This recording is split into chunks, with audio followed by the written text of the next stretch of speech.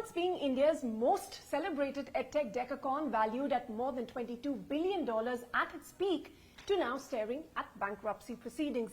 It has been a steep fall for BYJUS, with the NCLT, that is the National Company Law Tribunal, now admitting the BCCI's plea against BYJU's parent company Think and Learn to initiate insolvency and bankruptcy proceedings.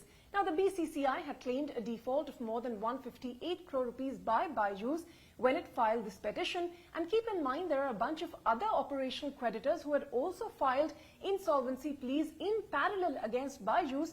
But of course, with the BCCI plea now getting admitted, all of these other pending pleas against the company also get subsumed into this. Now, the court has named an insolvency professional by the name of Pankaj Srivastava to run BYJUS in the interim until the official committee of creditors is formed to take over the company and then find a resolution for it under the IBC, that is the Insolvency and Bankruptcy Code. Now, keep in mind, BCCI is an operational creditor, not financial like your banks or other lenders.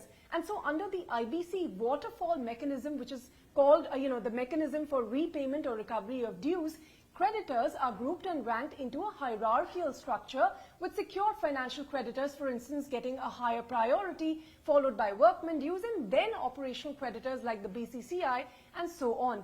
Now, in this case, since there are foreign financial creditors with larger dues, the chances of BCCI getting a good recovery are lower under the IBC than, say, a settlement with a company outside of courts. Now, BYJUS, in a statement to us, did say they do wish to reach an amicable settlement with the BCCI, and I quote BYJUS spokesperson, "As always, we have maintained we wish to reach an amicable settlement with the BCCI, and we are confident that despite this order, a settlement can be reached. In the meantime, our lawyers are reviewing the order and will take necessary steps to protect the company's interests," end of quote.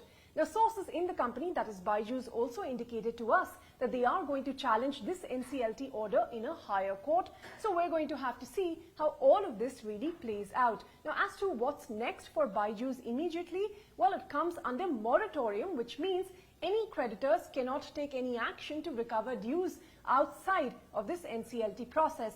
The committee of creditors will now be formed, and they will run the day-to-day operations of the company until resolution is found. Now, the IBC, the law provides up to 330 days of maximum time for the resolution of a company, and the resolution can involve the sale of the company or, in the worst case, liquidation if all else fails. But as things stand, the founders of the company run the risk of losing BYJUS unless they're able to secure relief in a higher court, or they're able to settle this matter outside of the bankruptcy process.